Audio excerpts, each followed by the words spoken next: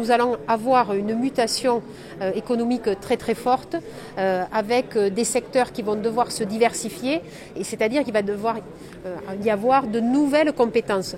Et pour avoir de nouvelles compétences, il faut de la formation, et la Cité de l'économie et des métiers de demain, c'est bien ça son objectif. Et pour concevoir des formations, il faut anticiper. Et là, il faut vraiment être en amont des transitions digitales, des transitions écologiques. Et la Cité de l'économie et des métiers de demain, elle a toute sa pertinence avec en fait le nouveau modèle, la nouvelle transformation qu'il faut mettre en place pour notre société, pour notre économie. Nous souhaitons que entreprendre à Montpellier ne soit pas entreprendre comme partout sur la planète. Moi, je veux défendre une certaine conception de l'entrepreneuriat, fondée sur la responsabilité sociale et environnementale. Et ici, on peut inviter tous ceux qui sortent des écoles, Montpellier Business School, tous ceux qui ont un projet d'entrepreneuriat, de faire ce pas de côté et de participer à une grande aventure sur laquelle je souhaite que nous nous engagions. C'est que voilà, ici, l'entreprise, elle est responsable quant à l'avenir de la planète.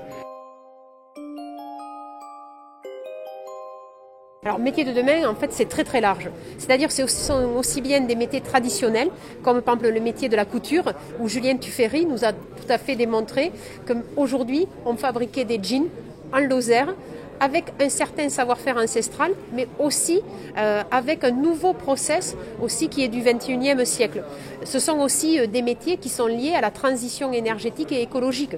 Je pense en particulier aux énergies renouvelables. Les métiers de demain, c'est ceux qui permettent de concilier, bien sûr, la création d'emplois, l'écologie et le bien-être. La présidente de région avait cette vision qu'il fallait imaginer quelque chose qui n'existait pas, mais on ne savait pas. Voilà, c'est souvent quand on invente, comme toute entreprise qui innove, il faut imaginer des choses qui n'existent pas encore, voir loin, essayer de créer quelque chose qui n'existe pas. Voilà, donc ça a été de nombreux échanges. On s'est beaucoup appuyé sur les chefs d'entreprise et sur les universitaires pour travailler avec eux, et nous pour imaginer des choses, voilà, des ateliers créatifs, mais toujours avec un seul souci, l'emploi.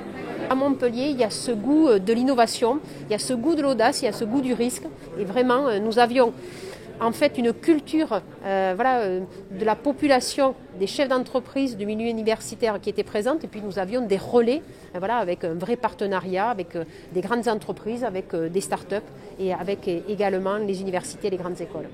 Je trouve très bien, et à Montpellier, où il y a les incubateurs, où il y a la French Tech, où il y a beaucoup d'hommes et de femmes qui innovent, eh bien c'est bien d'avoir des philosophes, d'avoir des chercheurs de renom comme l'inventeur du Siri, qui viennent ici, qui viennent partager leur innovation. Parce que d'habitude, ils vont où?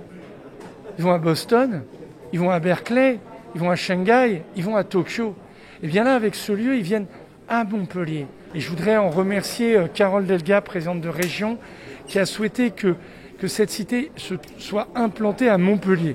La présidente de région, elle a 13 départements et elle a fait le choix de développer ce très beau projet à Montpellier. Et donc, notre écosystème économique, donc d'emploi, a ici un atout maître dans son jeu pour faire que Montpellier soit la ville où l'avenir s'invente.